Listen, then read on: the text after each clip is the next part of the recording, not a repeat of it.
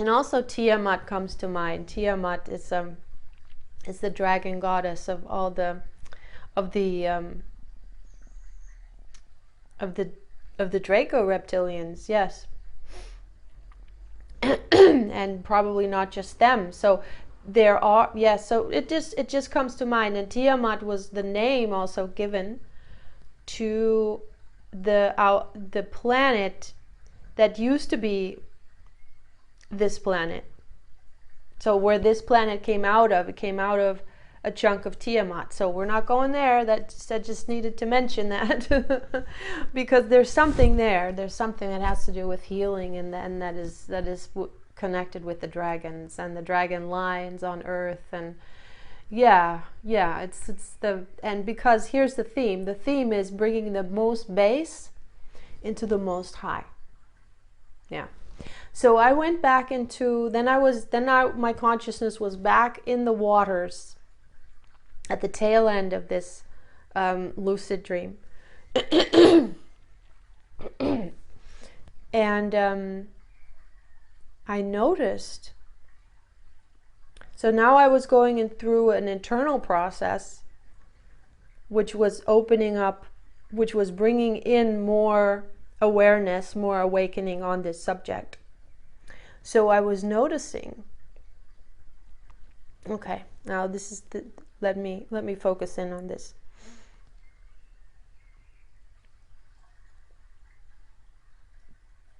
Just want to make sure. Yes, I'm recording. Okay.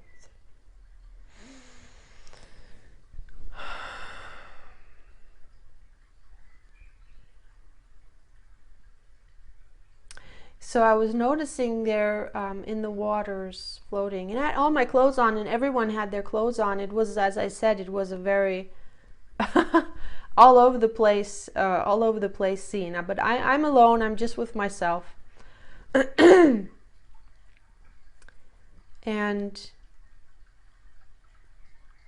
so I notice inside my body there is a stream going down into the first chakra, and it remembers that sensation of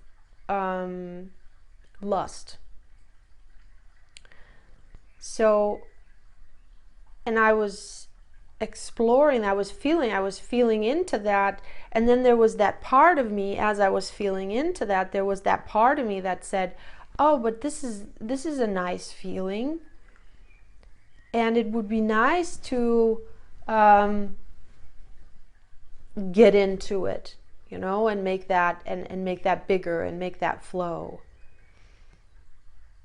And then this other part of me was like, so and then the memory came. The memory came of when that was happening, long time ago in my life. And it's like, it's almost like this little bit of, it's almost like this always has been, a tug of war inside, you know, a tug of war between that wanted to go down and that which wanted to go up. And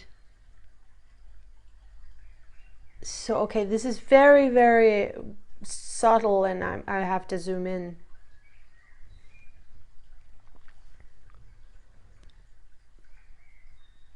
Yeah, so there's like this temptation to go with that stream, that sense, to go with that stream that is a sensation of arousal in that first chakra.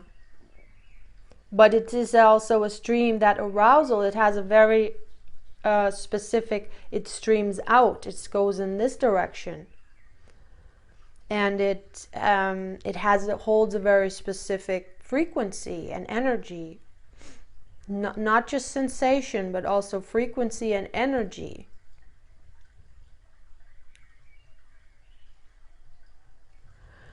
And then I said, but it would be nice to go with it. It would be nice to allow that and go with it and dive into that and make that bigger and really feel that, you know. And then my higher self, my other voice said, yes, but you know, then it that is lost, that goes out of the torus, and that you will it said you will not bring it home that way. That's what it was. Yes. And I feel it just now in my heart, exactly. And that was also then the realization, and which is a knowing, and it is a knowing that is in the body. So that way it is lost. You will not bring it home that way. Yes, yes. So,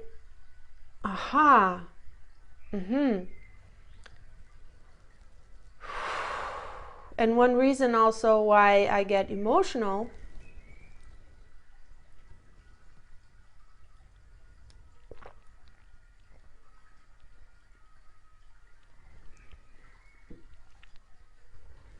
so this entails so many things, and I will that are so crucial and that are in humanity, and that's why I'm making also this video.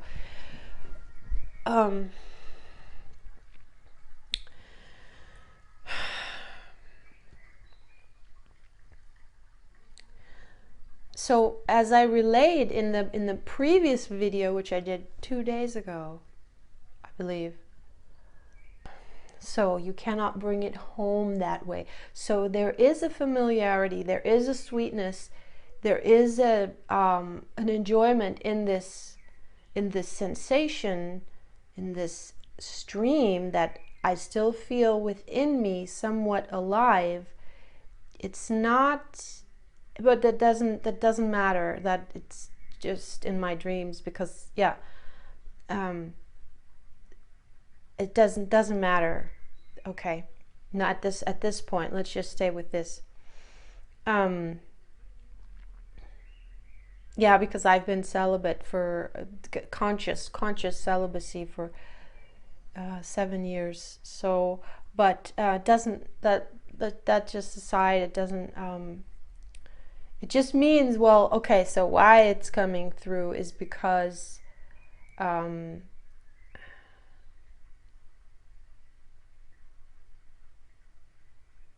When there is conscious celibacy for such a long time, that will also pick up and allow that to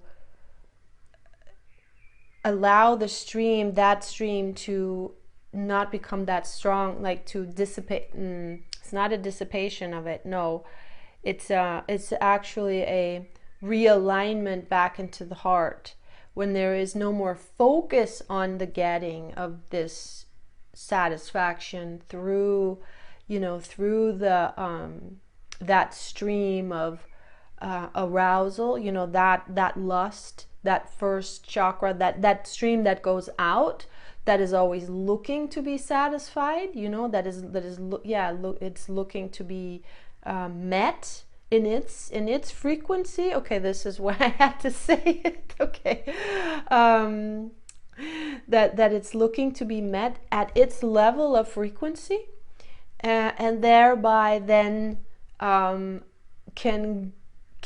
turn and turn and turn at its level of frequency and grow, and then come to that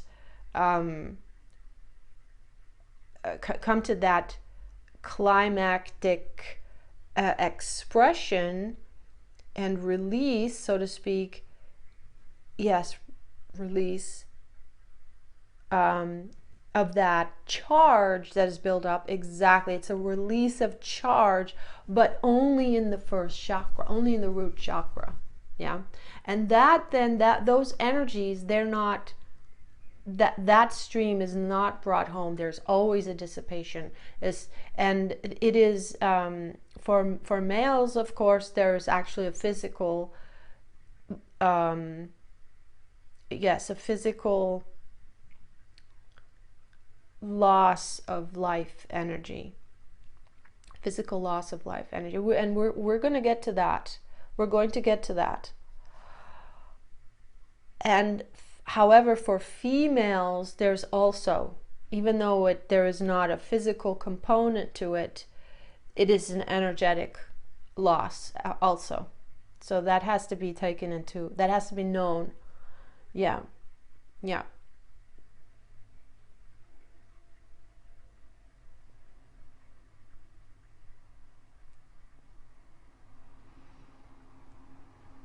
And it also, at each time, it connects that current into, it keeps it also, it keeps it in that, kind of like stuck in that root.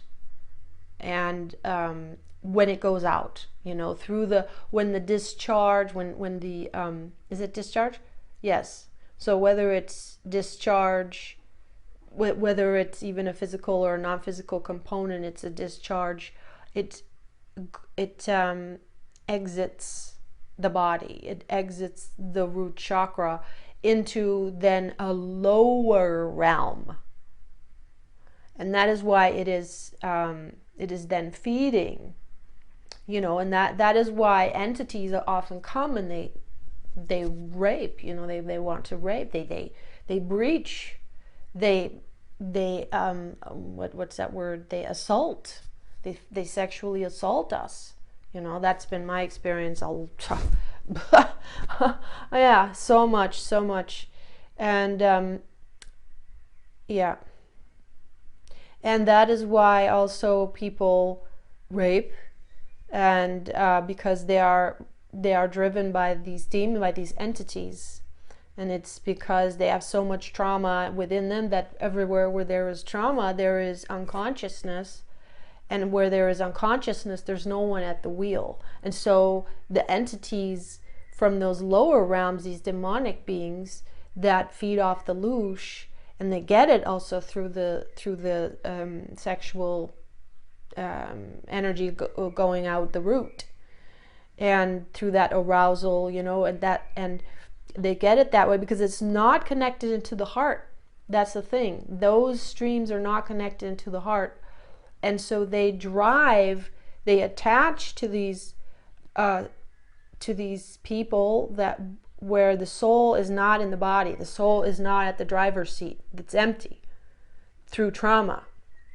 That's where the split happens, and it's usually a particular trauma, and then I don't know how, it doesn't mean that everyone who has trauma is going to is a rapist or an assaulter, a sexual assaulter. No, obviously not. Of course not. But it happens so much on Earth, and that is how it happens. So it's all these distortions and traumas that are in place. With the whole way that the mindset and the matrix and the conditioning, and it leads to that. That's what leads to that, and so that the urge of this discharge. It's so dry, the air here.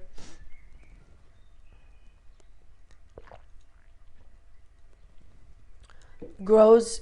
That charge in the root chakra grows so big.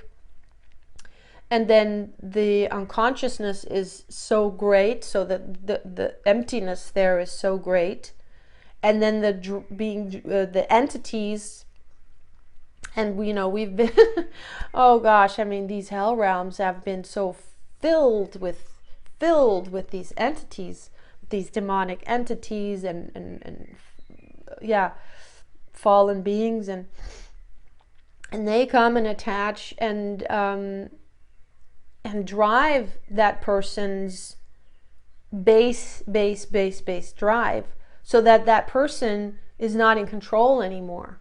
It's not the goodness, the true. Well, who is that person? The soul is not in control anymore. So it's like a robot. It can go. It's the ego. It's just through the ego, and then these drives, these base drives. That is what is in control of that being, and that's why it's so rampant. That's why it has been so rampant. Okay. And so even if we're not even if we're not assaulting or at all, but there is this seeking. There's still the seeking and the need and the desire for that to be met. Yeah, for that discharge to be able to happen. That's that addiction, right? So okay, so back into my dream where I was like feeling that there was still a little bit left in me, because, you know, as for a long time I said, you know, I don't want it anymore, and I want to become whole within myself.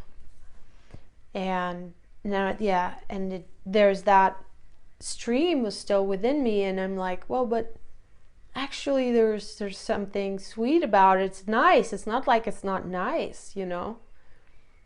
And I was made to feel that. And then they said, but then I said, I went into it, as I said, I went into it and I could feel it, and I'm like, oh, but there's still that part of me that still wants to go with that, you know, because it's juicy, you know. It's like, oh, it's not bad, you know, it's juicy. And then the wisdom, my higher self, that voice, like, yes. And that way, if you go with it, it's lost. You'll never bring it home.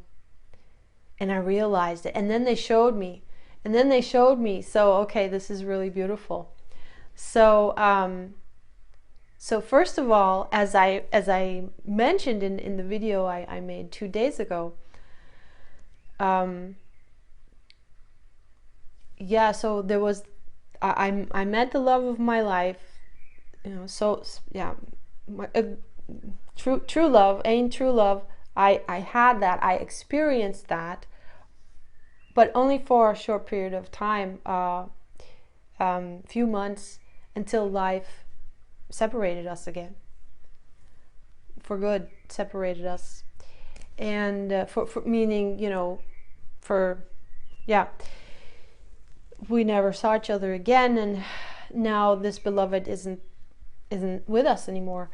And okay, why I'm sharing this is because, for a very specific reason. So even though there was like the deepest love with a human being, you know, in a partnership way that I experienced with,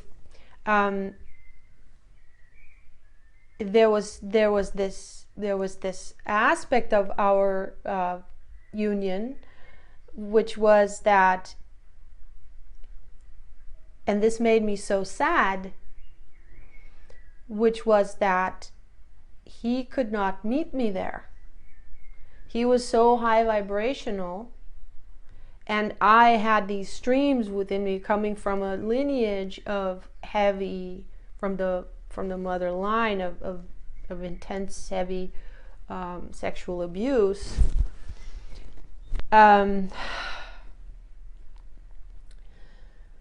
then having that repeated also in a way in my own life. I had a lot of that stream going down, you know, like plugged in that outwards. I took it on and also had it as an experience. And that's a very low frequency and energy. And he didn't have that. So it was like, kind of like this, you know, those streams, they could not meet. They couldn't interface. So I felt like, oh my gosh, he can't meet me there in that energy. I can't share that part with him. Then there was all this shame attached to it, to that part of me. It was like a dark beast within me. And of course, entity attachments up the wazoo, you know, that I had since since early childhood. I mean, I don't know when when it happened, like, but I do remember back into childhood that being not in control of myself and being driven by these dark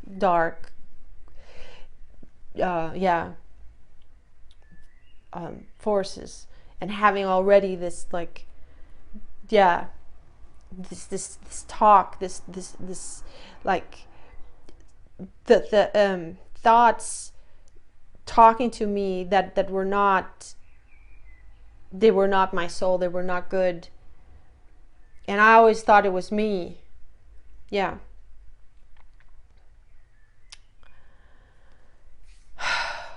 So yeah, so he could meet me there, and I realized that, oh my gosh, because I wanted to be with him for the rest of my life. It was mutual. And then I realized, oh my gosh, he will never be able to meet me there, and this is a beast. I know it will just, if it's not met, or I know I could not control it, and I would never ever be untrue to him. And so I shared that with him. When I realized it, like, oh my gosh, this is a need that is so strong in me, and it's, if I can't suppress it, it will rage and it will have its way with me. I will not be able to control it, and I will never ever, go outside of our sacred union. But it would, so there would always, like, I would break, so it would be this constant struggle within me. And I know that one day it would somehow, I don't know, which it wasn't even conceivable. So I shared that with him, and then and then he said, okay, we can't be together anymore.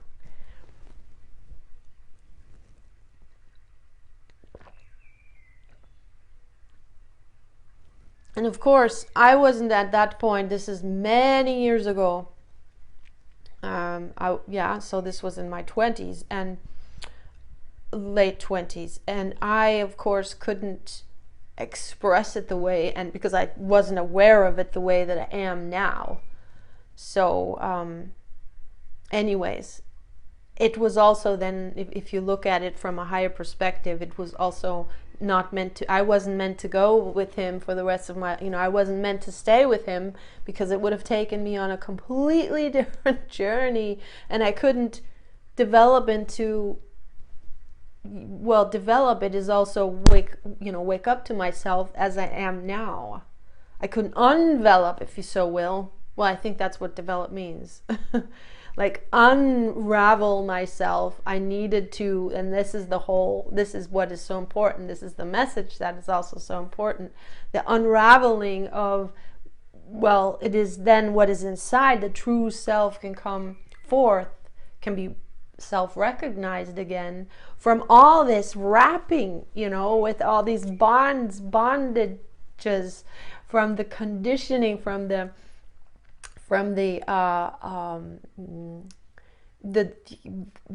traumas, the pains, the distortions, all we take on from the lineage, all we experience and reactivate in our own lives, all of that, which is not coming from, well, the soul takes that on, and it is the idea or the presence of the soul that will bring all of the distortions, all of the trauma in those lines, in those themes, in those currents. It will bring it back eventually into alignment. And in the past, if we look at it linearly, this has taken lifetimes, many lifetimes. And even though now also in our lives it may have taken years and years and years and years, but this is in the quickening. This is not anymore, in the quickening. This is now unraveling. Yeah.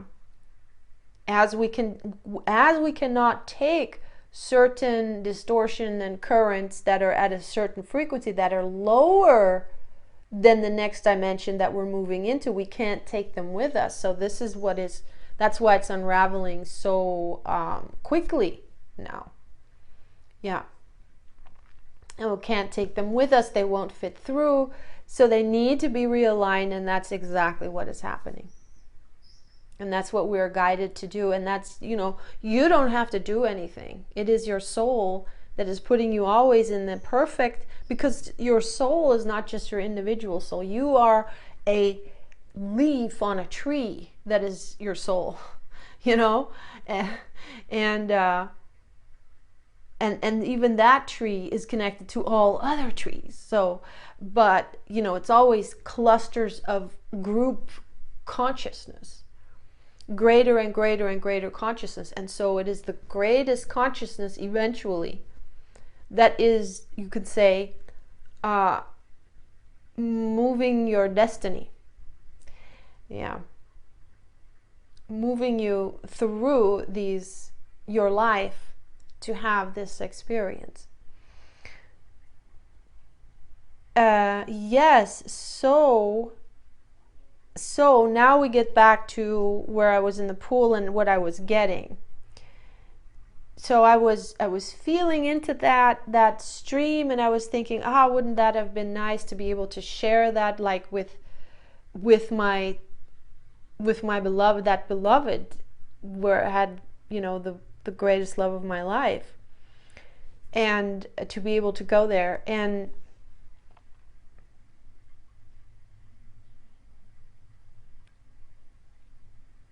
yes, and then they said, and then there was this knowing, but that is a frequency that is still very low.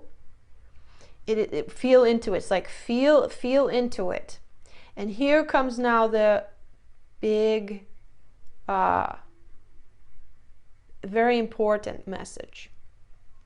How do we bring that back up? How do we bring that which we call juicy, and which is the arousal, and which is, that familiar sexual sensation in the first chakra?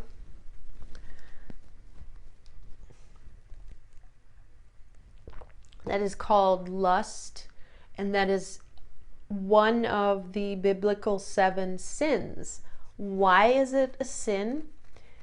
Because it is without God. Sin is without.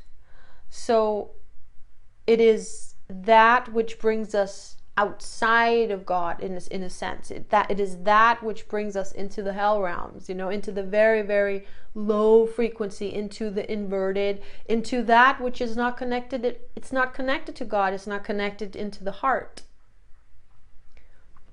And that's why it has that pull down, and that's why when you go with it, you will find yourself, it has a flavor that is dark in that sense. That is like, that there is shame there. It has a flavor of, I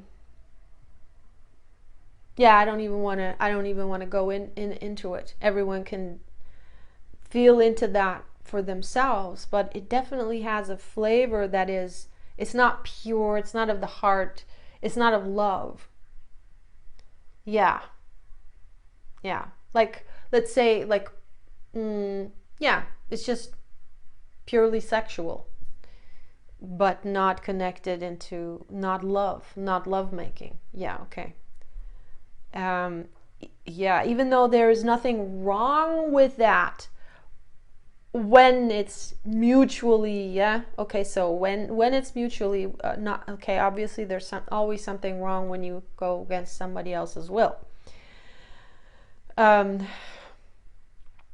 But there is that inverted current in there, because that's what makes it go out. And that inverted current, that is going away from God, that is pulling away from God. And those are the frequencies where the entities they can loosh off of. And that's in there. So how do we turn that? How do we bring that is the lowest back around? Yeah. So they show me in the feeling, in the knowing, that it indeed is to feel that, to allow yourself to feel that. And when I say now yourself, it's like them talking to me, but also in general. Yeah. Because I never feel comfortable. I don't tell anyone what to do. Okay. So,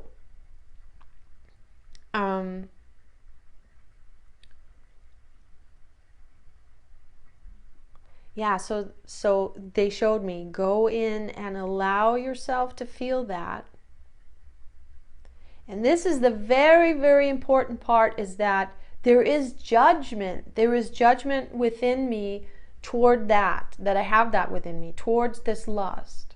And that because there's also shame. There's still shame about it, but already amazing, very much I came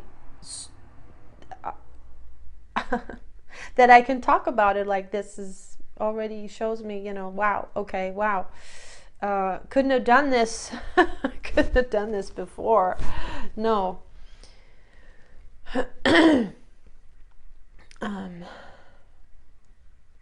Yes, so there is, and that is exactly also what keeps it apart. What keeps it down is the judgment. Yes, and this is where we have to be so honest with ourselves, And this is what I got when I was listening to, I was just listening to a video on the chrism current, right, on the chrism oil, the journey of the chrism oil, and what like destroys that oil is the 7 sins. So and then so one of the 7 sins was lust, and then the woman who was like talking about said, so in that time when the chrism oil goes around, you just have to, really, really have to make sure anyways you stay away from the 7 sins, but especially in that time, you definitely have to stay away from the 7 sins. And then also I remember being in Uganda. Okay, these are the little nuggets that they're just coming in now, and it all, yeah, to show this, to make this point. I remember I was in Uganda. I was working for the New Vision newspaper there as a freelancer, and one of the columnists was typing. He was writing his column, and it was about not masturbating. Do not masturbate. This was for men, and just say no, I don't know, and why it's so bad and so forth. And me being the empath that I am, the intuitive empath that I am, I got the whole scene, and I felt that anyways in that culture, which was a culture that was so religious, a very, very, very, very Bible religious, and there it was judged, and it was like, why you shouldn't do that, and why it's a sin to do that, and stay away, but don't do that, and so forth. And I knew as he was sitting there writing that, I was like, there was this question, like Jesus said, who is without sin throws the first stone. So I knew that, okay, he's writing this column, but can he say that he's abiding to this, that he's embodying this? And that is integrity, is that you wouldn't tell, I don't know. It's just the integrity is, how can you tell someone else to do something that you yourself haven't mastered or are embodying that? And then if you tell them to do it, wouldn't it be helpful to guide them in compassion on, okay, how can we get there? But this just say no, just don't do, it's bad, don't do it, that is exactly the recipe, like that it's going to happen a lot. As I explained in my, it was coming through, But how I shared in the video before is when we suppress, because what we judge, we suppress. What we judge within ourselves, there is unconsciousness, so we suppress it. That already means we don't have control there. and the suppression of it makes it grow. And there was this German saying, and that I just kept from school when we had something like psychology lesson in school. It was, where there is a, what was it? What was the saying? Wo ein, I can't even think of the word. But what I'm getting in English is, where there is like a dogma or like a taboo. That's the word, taboo. Okay. Wo ein Tabu, da ein Begehren. Where there is a taboo, there is a desire. And desire, now that word means like a very strong need and want. And want, that word also means you don't have it. It's like you're empty of it and you're seeking it. So it's a very strong desire. That there is a want, there is a craving, and so that having that energy already entails this need, which is that what I call the addiction, addictive energy. So and then it was in that, when I go back to Uganda, it was this taboo, this taboo. You don't do that. Oh, it's a sin and it's bad and dirty. And, and when you judge it like that, it makes it worse. That is how the human psychology works, because you judge yourself, you suppress it, you create a split there within yourself. So you're actually splitting yourself off from a part of you, from an energy within you that is there, whether you like that energy or not.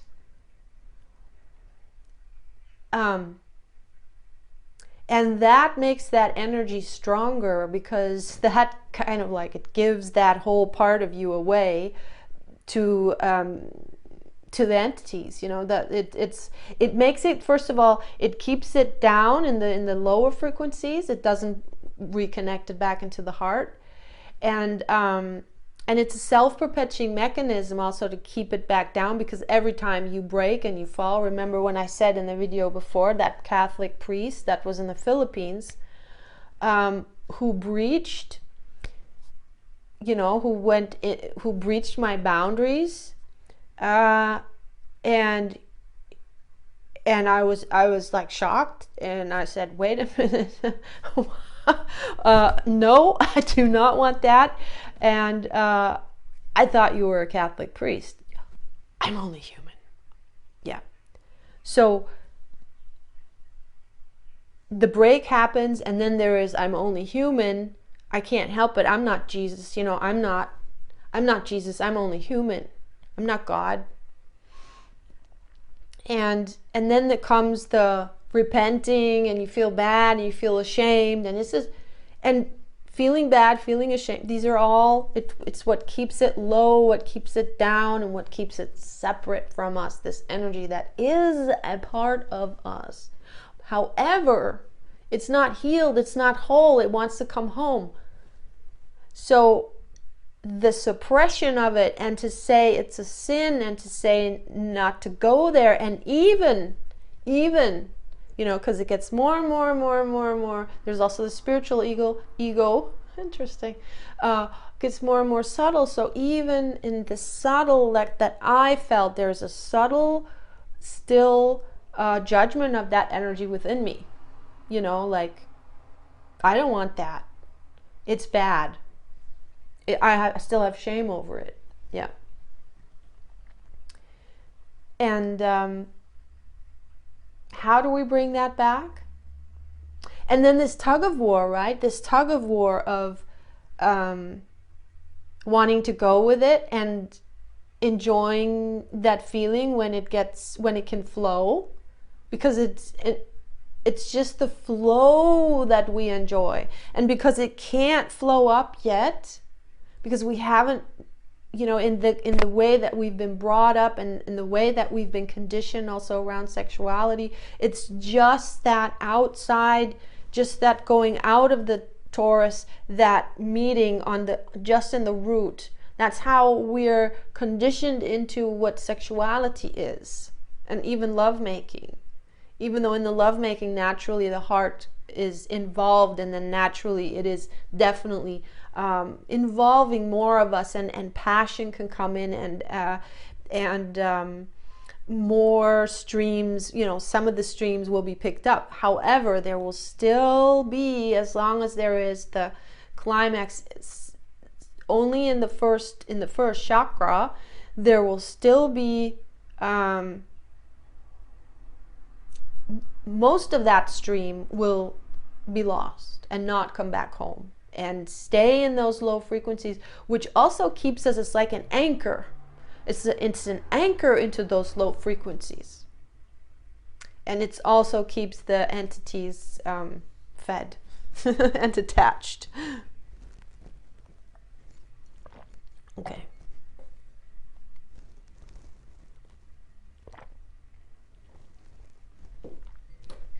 So then they showed me, yes, the only way to bring it back home is to go into it and feel it. So allow yourself to feel it. And that includes, and that's very important, it also includes feeling every single little bit that comes up. Notice if there is judgment. Notice if there's shame. Yeah. Notice every thought, every sensation and feeling and emotion that comes when we allow ourselves to go into that energy.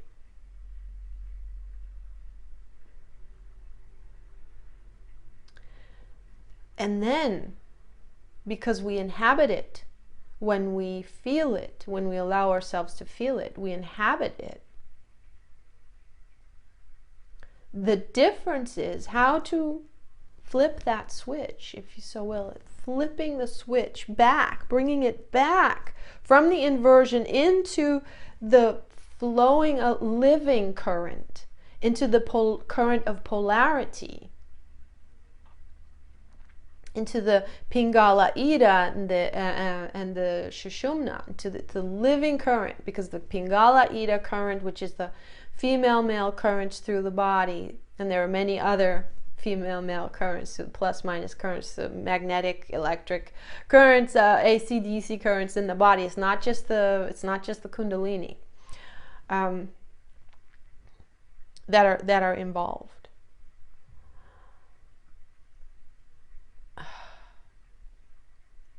But it is the Kundalini energy that is based in the root, and that rises. And this is how interesting. Now we come back to the dragons, how this snake becomes a dragon.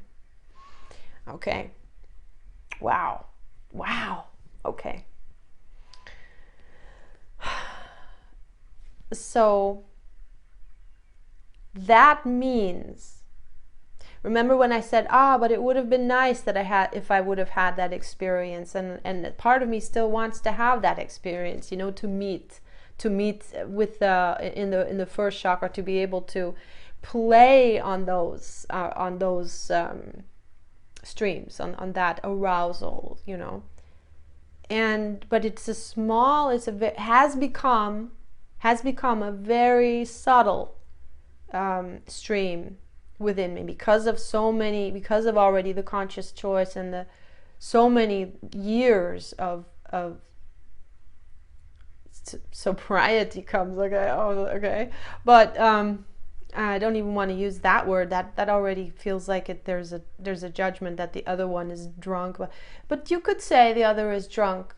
You could say that, because the other one that goes out is not fully brought home, so it's not fully conscious, it's not fully brought back into the stream. So there is there's still unconsciousness there, as there is still inversion there. Yes.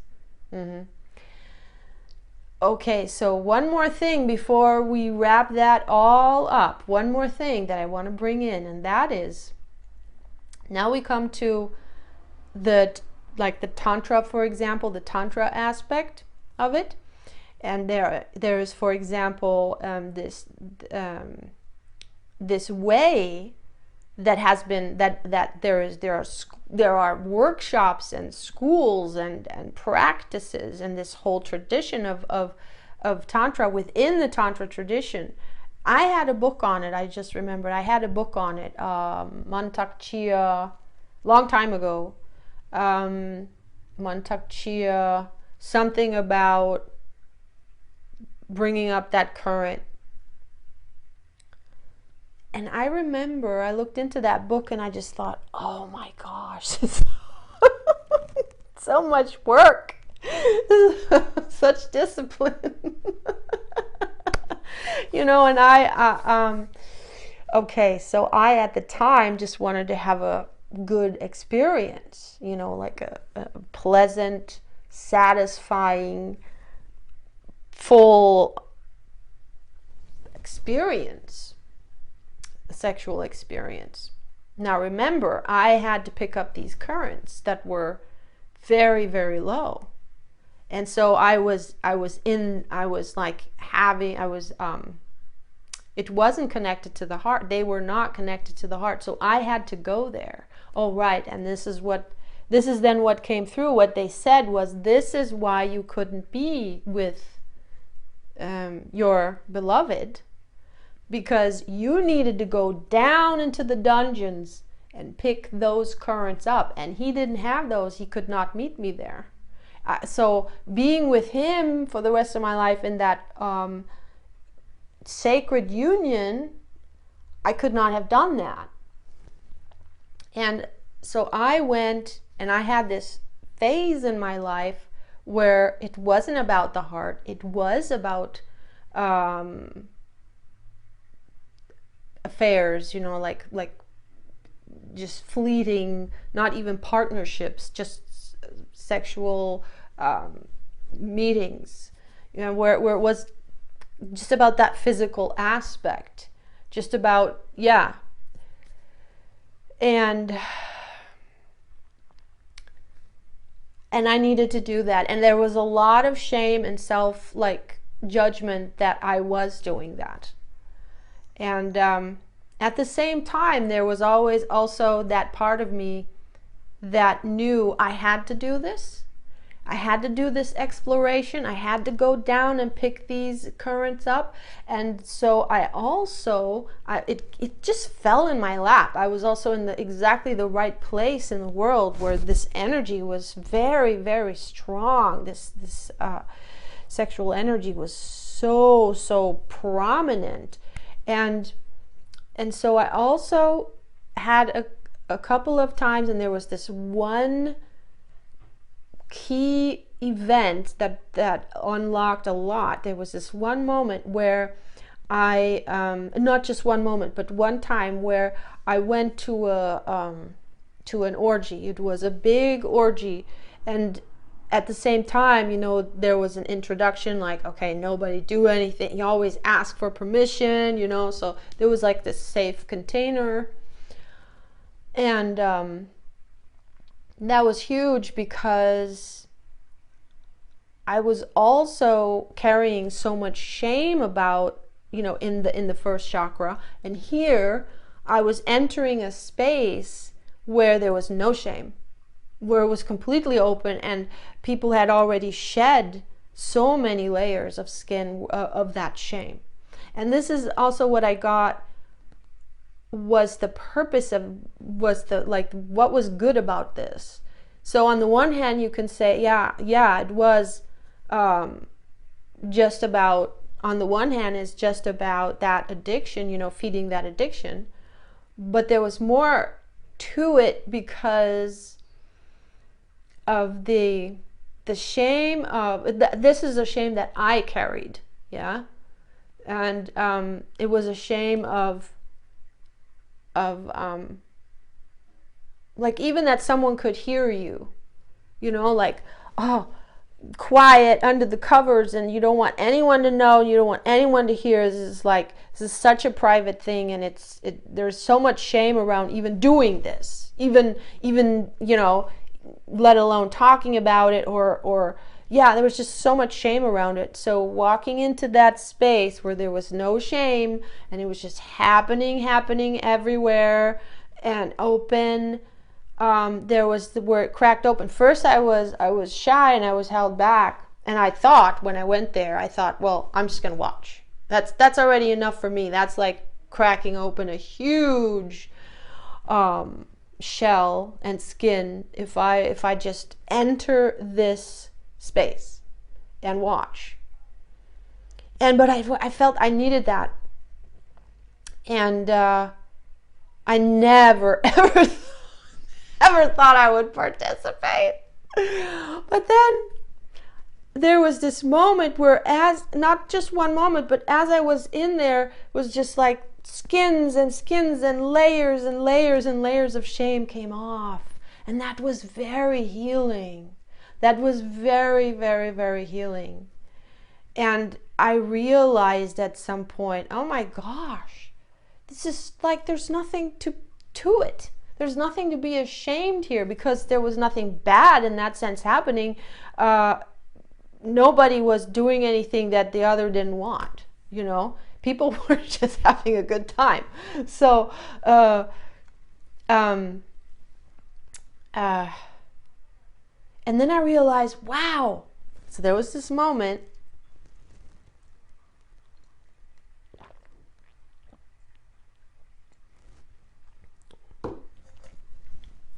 where I realized, wow, this is really beautiful.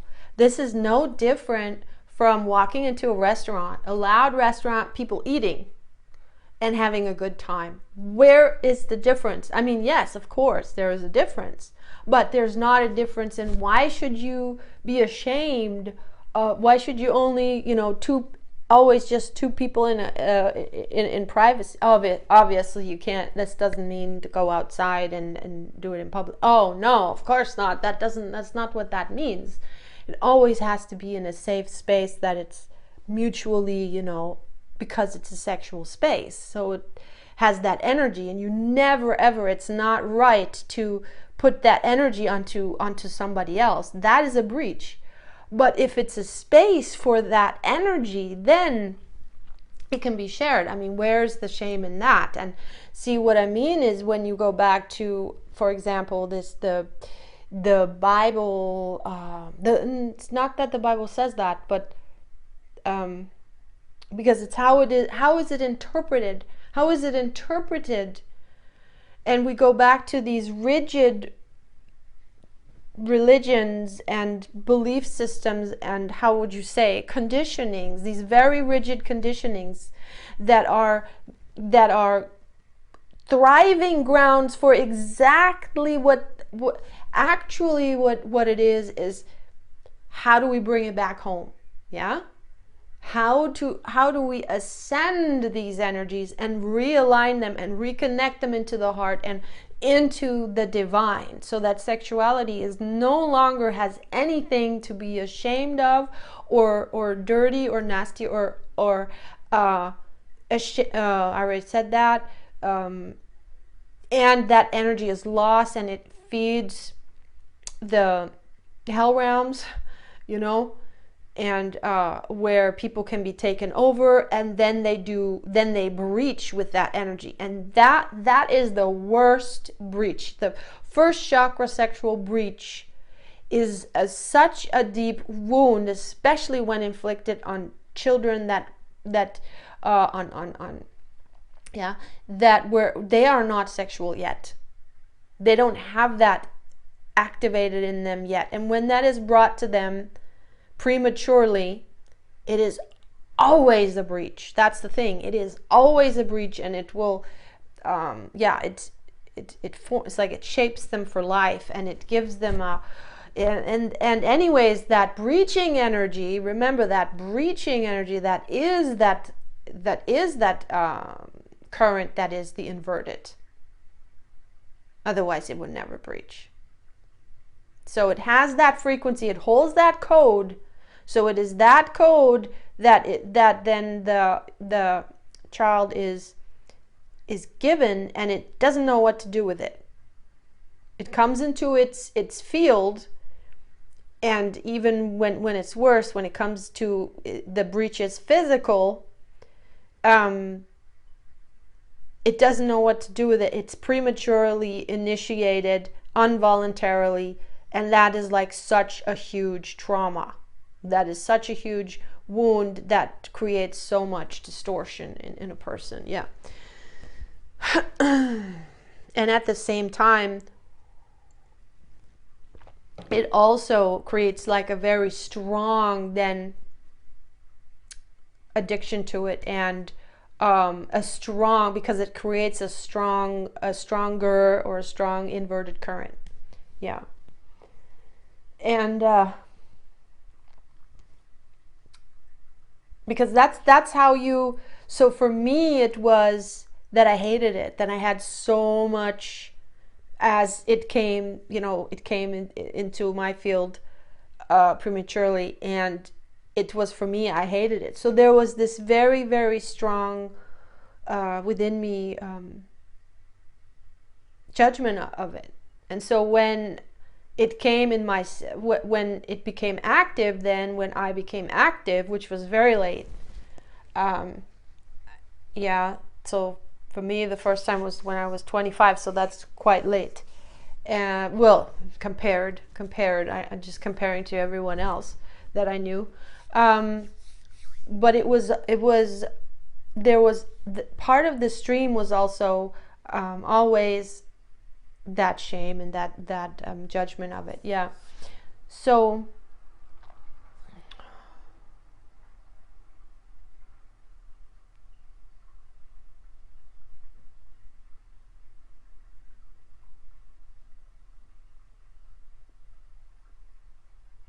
yes, so the orgy, yes. So the orgy, all the skin's coming off and realizing that this is, it was not just, it was literally like my body became lighter. My body became lighter and relaxed, and so a lot of that truly just dissipated, because in a visceral way the realization was there that this is nice. This is not anything bad at all, and it can be shared when it's mutually agreed upon, that you enter together this space, then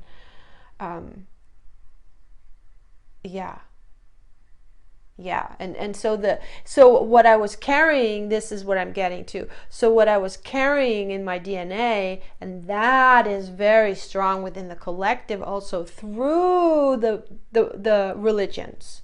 Through the religions, and this is the thing, why is it interpreted, why is it put into place in this way, that sexuality is like something only to, well, there's a reason, but only to procreate. But yes and no, and we will explain this. It is all about understanding the texts and interpreting them from that higher perspective, from that neutral standpoint. But the thing is that the texts, of course, there's so much loss in translation, so much distortion in translation already. Then so many books have been cast out. Then the few books that they kept in that Council of Nicaea, for example, in the Middle Ages sometime, they cast like half of the Bible books, half of those, what are those books? They are books of life, about life, of knowledge of ourselves, of our history, where we come from, and all of this, and how things work, and then the translation, and then there was also distortion, and then they were ripped apart and other things put in, and so forth. So how are we able to make sense of this? The only way we can make sense of it is to return to ourselves and find the truth within ourselves.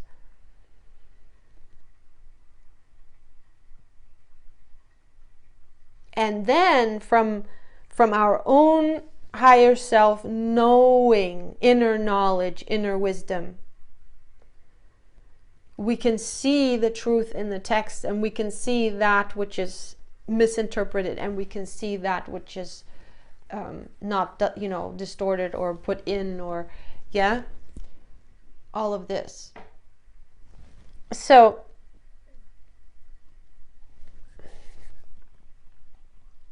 it is important to come out of any kind of judgment, shame, and all that is unconscious in those currents, and that we allow them to flow. If we suppress them, they have a hold over us. They hold us hostage to them, and they get stronger and stronger, and we will always set ourselves up for failure, because it will at some point cave in. Or what happens is, it's a denial of a part of your soul, of a soul energy.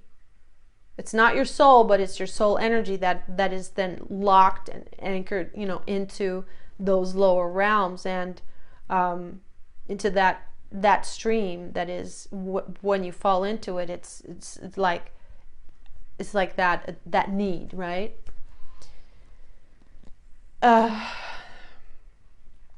So it is important to open up to that and allow that, and that's the only way it can come back into the heart.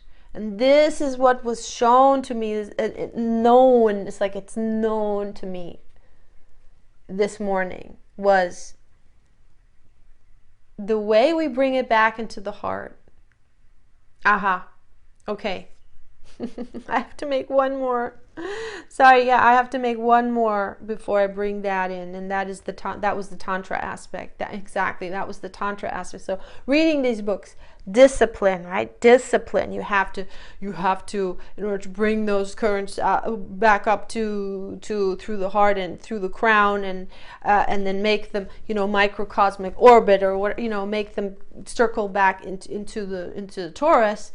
All these exercises, oh my gosh, all these breathing exercises, and muscle, squeezing this muscle and that muscle, and who knows what exercises. So much work, so much discipline. And I never finished reading the book, and I never practiced it, because it was like, wait a minute, I've never even experienced it. I've never even experienced it the other way, the natural way, that which comes where there's no discipline involved, when you follow your, just allow those to have their way with you, those streams. That never was able to express and flow freely and get satisfied. So first I want to have that experience before then I go into this practice. That was like what was happening in me. And but I never had that experience that it was satisfying. But I did explore in that phase, and that was important, because I needed to make contact with all of those streams. I needed to touch into them and feel into them. And every single experience of that way opened my awareness a little bit more, a little bit more, a little bit more to them. And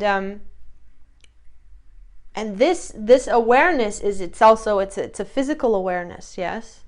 It's not just knowing in the mind. It's also a knowing throughout the whole body.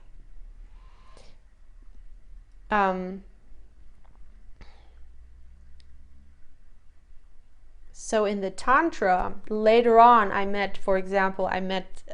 listened to other practices. I came back to it a little bit. And then I also came across the practice for men to they can, and I've seen this, where they hold back that discharge. So they engage, so it's the engaging in the sexuality, and not necessarily, because there's this whole tantra movement or community, or how you want to call it, scenario, where tantra is practiced, and it doesn't have anything to do with the ain't true love. It can be you don't have to have like a heart connection with someone and then practice tantra. I'm just saying this is how it is practiced. There is that, yeah. There is that field. Let's say there is that field, yeah. And in that case, where it's physically focused, and where the focus is not on the heart,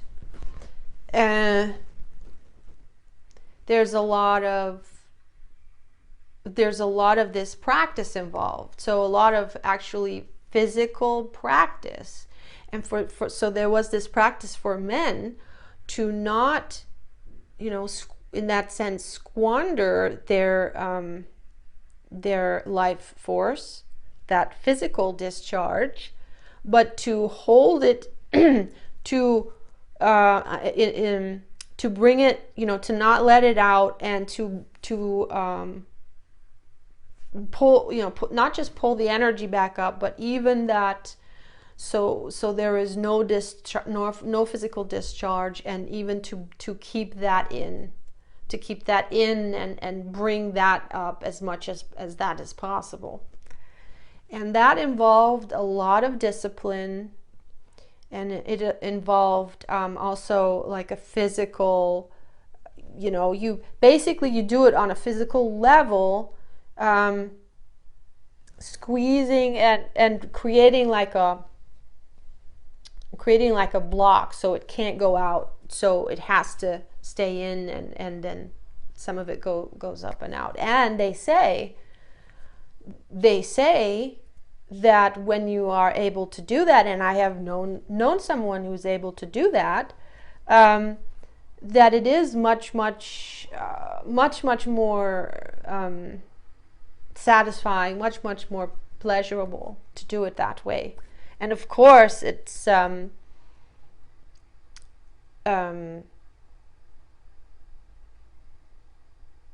yeah, it has many benefits. Let's just put it that way. It has of course its benefits. So I am not saying at all that this is not good, or not good enough, or that's not the way. No, I'm just showing the differences, yeah.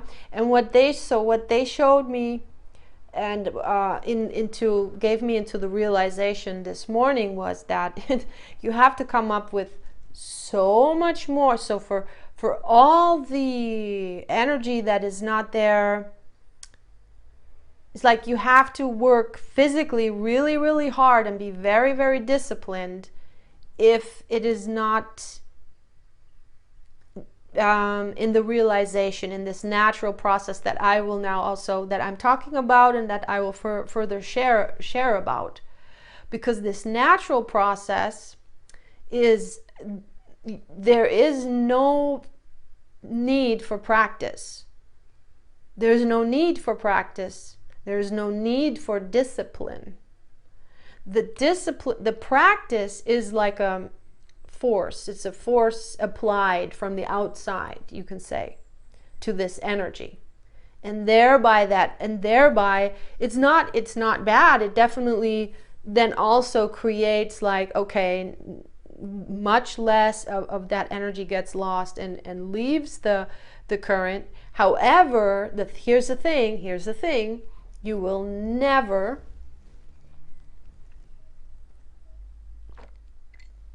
you will always have to apply then this discipline, and you will always have to apply this physical contraction, or squeeze and contraction in this physical practice and posture You have to do it then on a physical level every single time. It won't, like, if you let go and just, you know, have this interaction, sexual interaction, whether it is with love or without, or with a little bit, you know, then it will go back out. So it's not a practice for it to, when you completely let go, for it to on its own have this be in the natural current.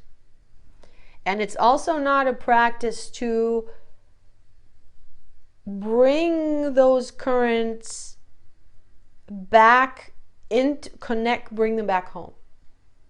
Connect them through the heart back into the highest, just when it's on that tantric physical practice level. They don't transform in other ways. They do not transform and come into the self-organizing field that is aligned and connected into the divine.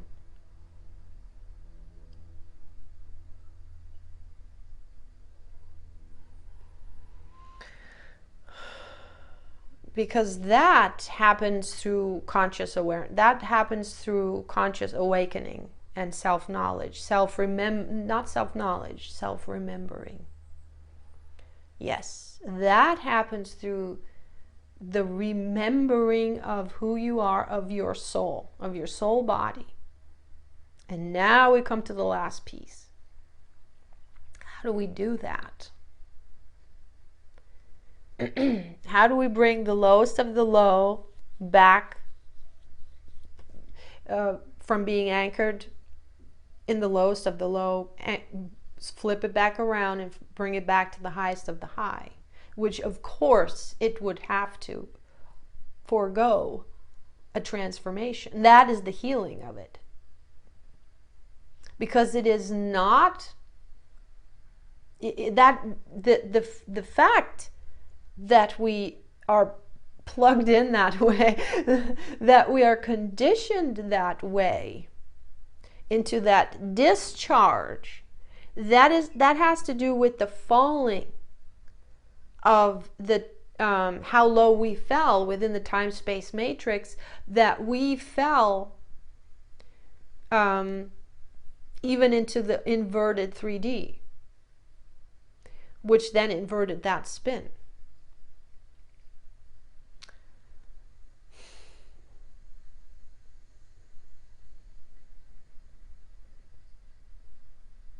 And that also has to do with, so even when it's pure love and not lust, still the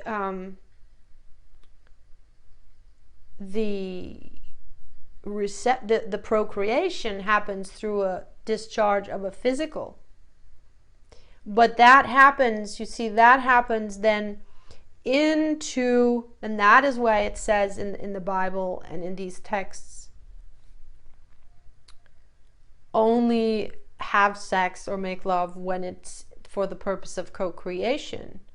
Because when it was that way, in a field and in a frequency where it was so low that no longer it was that this infinity, right? The infinity loop where no energy is lost and it's always connected into the divine. So when we already fell into 3D, we had a big divide within us, a big disconnect from the divine, and that only became then even greater with the inversion of the 3D. But so that means that at that density of the 3D in the lovemaking, it was only when the love was so strong between the two, and and then of course when there was no shame, because if there is shame and shame about sexuality and any kind of shame about sexuality will already take it out of that sacredness. And that will already be a distortion, and that means it will already not flow back through the heart, because shame will not fit through the heart. But the heart will heal the shame. How does it do that? When we love the shame, when we pick that up with our heart, when we go into those feelings and we're present with compassion, with love, with ourselves, with those feelings that we have. That's the way that they get brought back home. Yeah, is when we love them. And loving them does not mean acting on them. It's the opposite. Actually, it means feeling them and holding space for them, and thereby not acting on them. And that's how we also can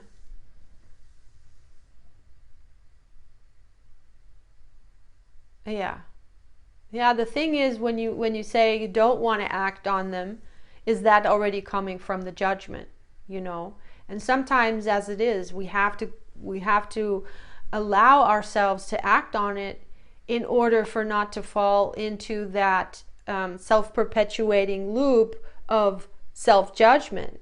Even though, and then comes, oh, I acted on it and I feel bad that I acted on it, and there you are in that loop.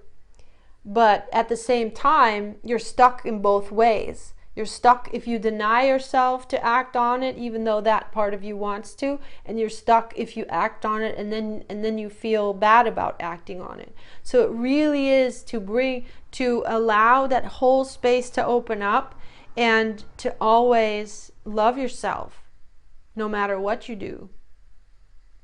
Love yourself and just be present in it. Whatever you do, be present in it.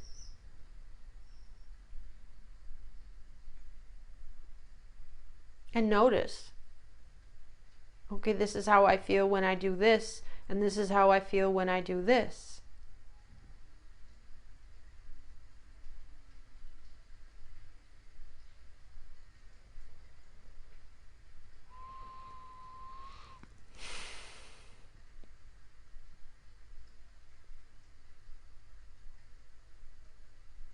And this is what that brings up, and this is what that brings up. And there you are.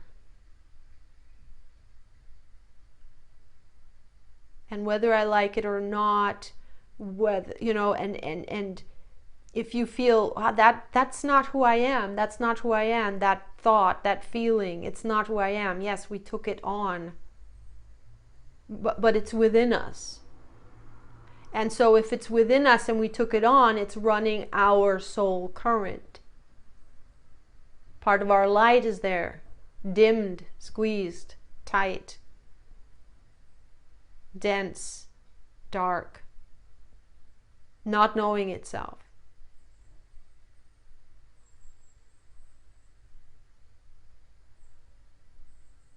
Not knowing your heart, your true self. Not knowing love. Not feeling loved and not being loved. Both sides. That's the disconnect. You don't love it, and it doesn't feel loved, and it doesn't feel a part of you either. That's where there's no connection.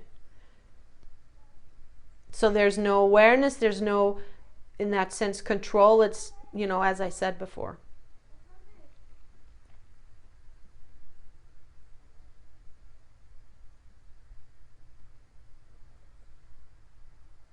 So the journey of receiving it back home, bringing it back home, is never by force.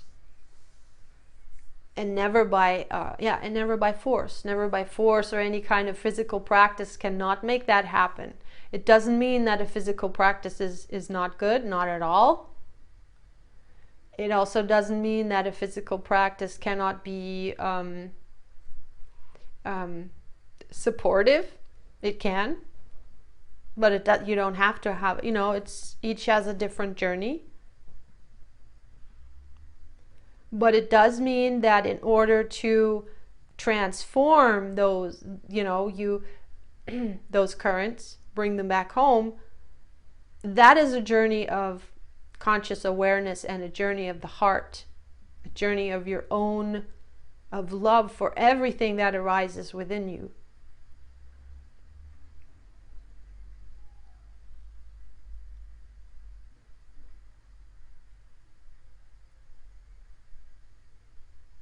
And with that, understanding also.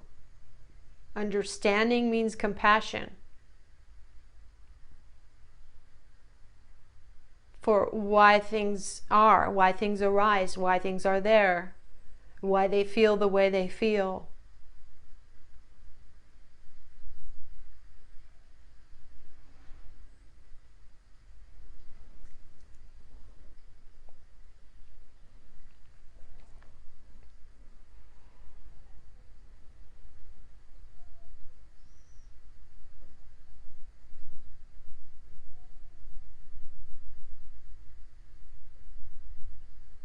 Yes.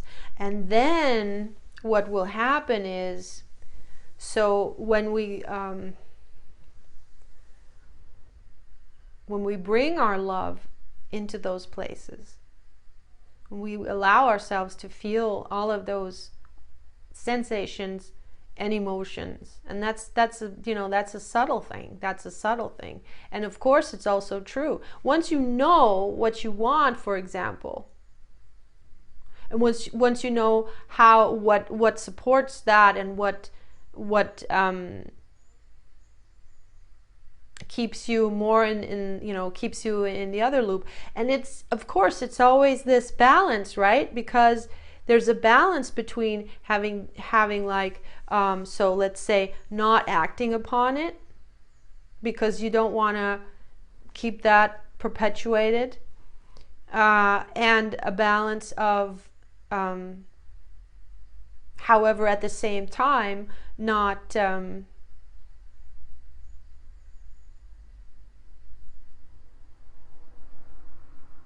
being in being in denial and have yes, and there is the difference.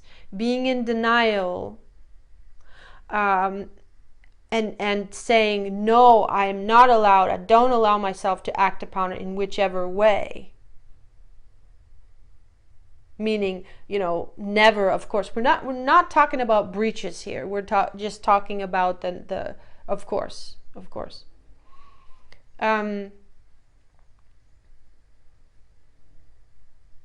Because and also acting upon it already means thinking about it in that way. Already means thinking about another person, and coming back, because coming back into full integrity, this is about coming back into full integrity, having all your faculties, bringing all the energies back home, that is full integrity, and having all your faculties, and also then abilities.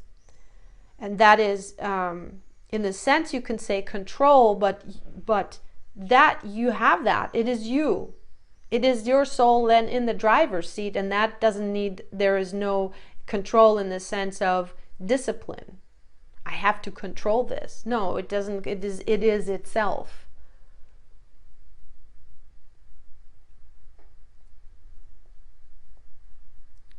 Because it is now full within itself. It's about waking up to ourselves, becoming our full Tauruses again within ourselves. So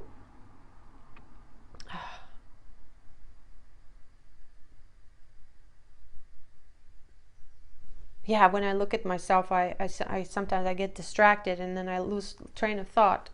Yes, it was about already. See, you notice how the more sensitive you get, the more you bring back yourself home, and you bring your currents back to you. You notice, you realize it. It's not just something somebody said or that you read in a book, in a spiritual book, but you realize how every single thought has its impact on the energetic field. So when you already think about someone, let's just say an actor or so, oh my gosh, I'm drinking all my water. Oh, I have to, okay, I hope that's enough now. So let's just say an actor, for example, well, a real person, an actor or someone that, a real person, not someone you just imagine, you make up in your mind. That's again, that also has an impact in a different way. Now, when you think of a real person that exists, those thoughts, thinking about them, they are going to show up in their field. So you have to know what you're doing. In essence, you're using them. And again, there's this like, there's a temptation to, to go into those thoughts, into those fantasies, which is then going to involve those currents that resonate with on that level. And then those frequencies are in that person's field. Do you take responsibility? Is that what you want to do?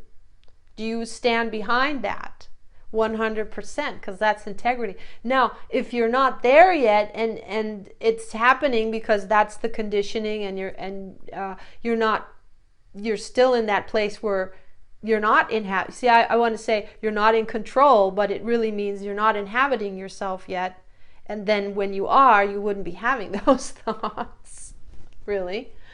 And the way that you can gauge it is always to notice, what am I getting out of this? What am I getting? What is it that I want from this imagination? Yeah. And then it's like, again, this like, oh, don't do that. You're not supposed to do that. Or it's not full integrity. Is it really the thoughts and the frequency you want to be sending that person? And do you stand behind that? And it's like, do you own yourself? And it's like, oh, man. It's very similar to standing in front of a chocolate or chips and something that is not going to support your body. Are you going to engage or not? But there's always this, like, if you're too rigid and you don't allow yourself to go there, like, because you're so disciplined and so rigid, you have to know yourself. Like, for me, it's always, if I'm too rigid, it comes from oh, this is bad, and self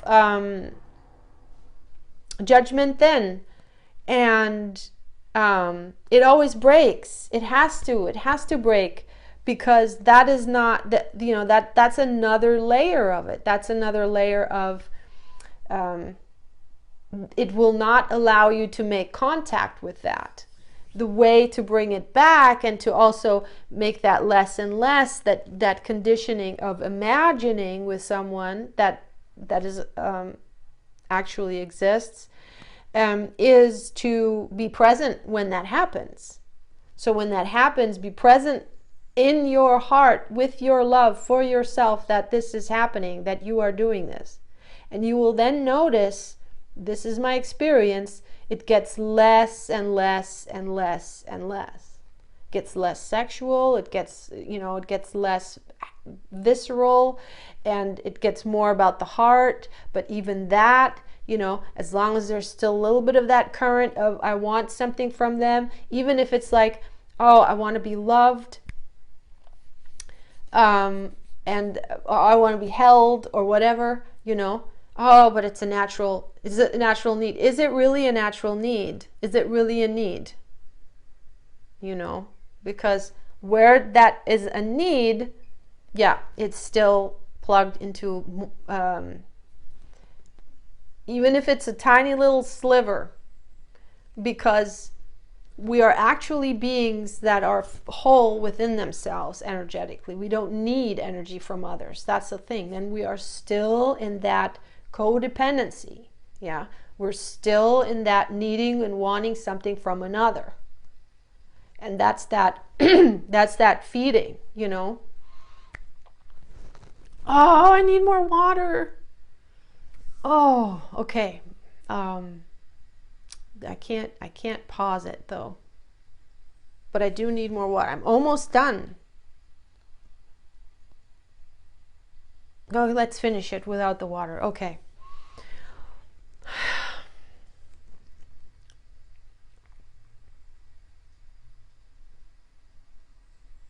Yeah, so then you know, that moves, that changes, but not by not allowing ourselves, denying ourselves, judging ourselves, but by, it becomes a choice.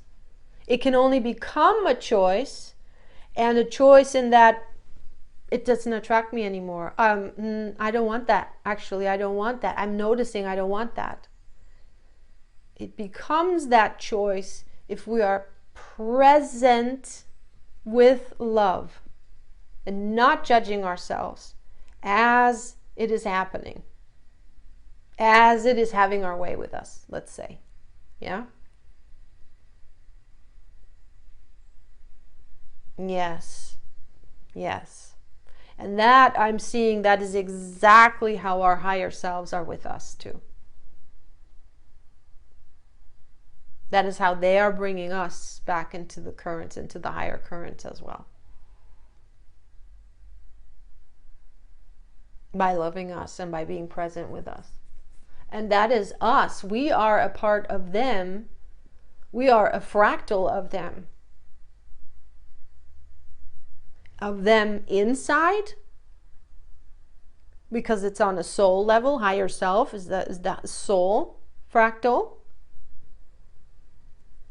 And at the same time, it's also, as the fractals are, like, as I said, the tree, yeah, it's also other bodies and other beings in higher dimensions. At the same time, as we ascend, at some point we will meet the others, and they will not be our, so our higher selves our higher selves are also, you know, we will be then that higher version of ourselves when we get to that dimension, when we have ascended to that dimension. And because as of the, I think, fifth dimension, you know, the twin you know, the twin soul consciousness is embodied. And then we actually have another, there is another being that is our twin. And so then we can meet, we can already meet before we're, you know, completely in 5D. But it's like, then it's the horizontal. Then there is already another that you share soul with. And also the same, you can already meet monadic soul, others of your soul group, on the horizontal that you share soul with. And that is different from sharing DNA with someone, sharing blood with someone. You can even have both, yes, but there is a great difference. As soon as you share soul with someone, oh my God, that's a whole other, that there you have this ability, this yes, this ability to feel each other and to know each other at such a deeper level. Yes. Yes. Okay, so to bring it all home with the sexual energy, that is the natural, how we naturally evolve into the Kundalini rising, where the snake that is crawling, has no feet, crawling on the bottom of the dirt, yeah, it's not crawling, it's like swiveling or what, how it rises through, yes, all the themes, all the chakras, all the emotions, and when it does that, it picks itself up, it reconnects with itself, and it connects the very basic self, the root. It connects the root self, which is the physical body. It connects and that's the ascension, because in the ascension we take the physical body out of that wheel of life, and so the physical body doesn't have to die anymore, into transformation without being in that loop of reincarnation, how it is in the 3D. that reincarnation cycle of always, you know, leaving the body, coming into a new body, and so forth. Yeah, that the ascension is when we go beyond that and we take our bodies into the next dimension, and yeah, we don't drop them.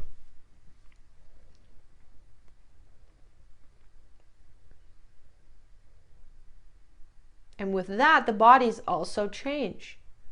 The current that is flowing out, you know, that it will not ascend. It can't. So that's why as we are ascending, this topic is coming up, and it is the process how we bring that back. And again, never with practice, or doesn't mean you can't do that, but but this is a process that only works through love and presence. So presence is bringing love to whatever, you know, whatever is, loving what is. So it is a given that when you still have those streams within you, they will somehow, or anything, you know, that is not within the living torus, that is still distorted, everything will be picked up, everything will be touched upon and triggered thereby. So that's where all the triggers come in, all the, you know, unpleasant meetings that we have, or triggers that we have in our life. It's because it is triggering whatever that unpleasant energy is that we still have within ourselves, because it's based on a fear, it's based on a judgment, it's based on some kind of current that is not connected into the heart, through the heart, into the divine, into the highest, to that, into that column of light that goes all the way through the 0 point back to the 12D. Yeah. Okay, there it is. That's the last point. No need for discipline. It happens through awareness. So awareness, allowing feeling, awareness of it. That is, when that is there, that is, no discipline is needed, because that's the true power. The true power is this, is the presence, is that awareness, is the feeling. With an open heart. Yes. So that's how you receive it. That's how it comes back to you, bit by bit by bit. So it is natural that when you still have currents running in the out, you know, that are exiting the life torus, that it will show up, it will be triggered. So these desires, you know, they will come, they will come, they will come. And what is going to bring them back is simply the presence and the love. And notice every bit of it. And be there with love for every bit of it. And then as you hear this, as you understand how this works, this of course will allow you to be able to hold that space. Yes. Yes.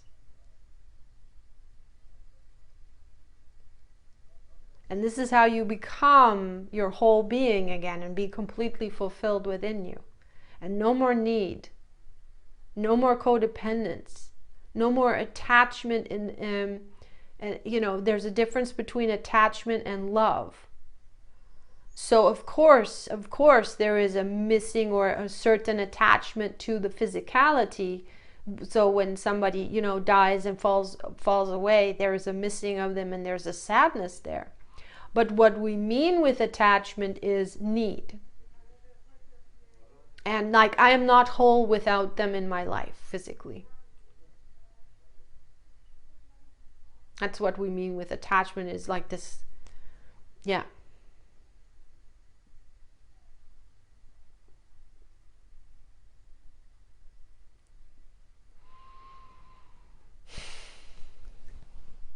Oh yes, oh yes. And then sexuality becomes a completely different flavor, a completely different. It's not at all, it doesn't have that, what we were brought into this world and conditioned then into. It becomes sacred. It's pure and sacred.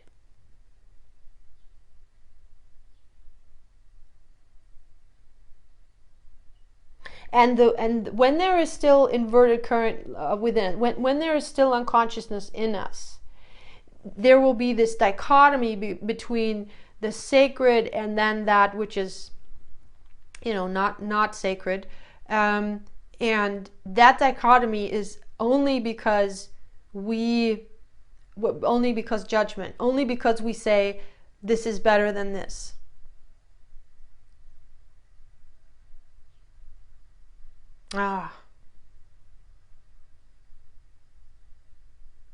When we say this is better than this and this is bad, I don't want that, I want to get here, that's how we keep it apart.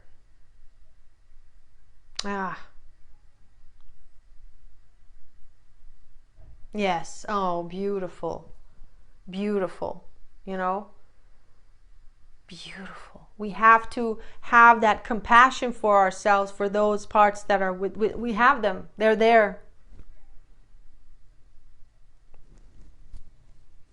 It's in the collective. It's a huge frequency within the collective. Most of us who is born pure, that's very few. Very few who are born pure, and who don't get this passed on to them. So we just have to see what do these words sacred and pure say in our minds, because of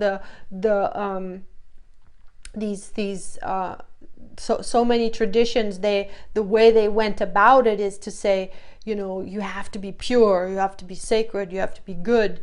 And if you don't hold up to that, if you don't have that control and discipline, then you're bad. And that's that self-perpetuating mechanism of then it can't evolve. Then it stays stuck.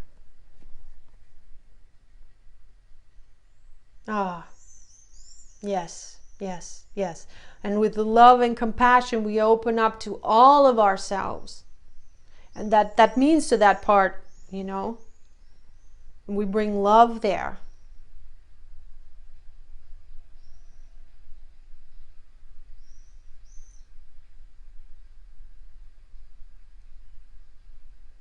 And then that's how it organically, naturally evolves.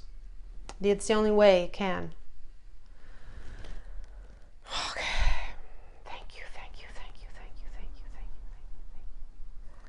Thank you for bringing this through this morning. Beautiful, beautiful. I love you.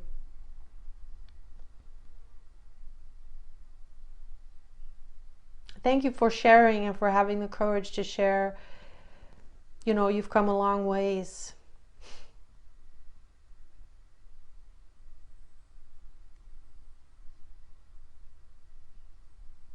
Namaste.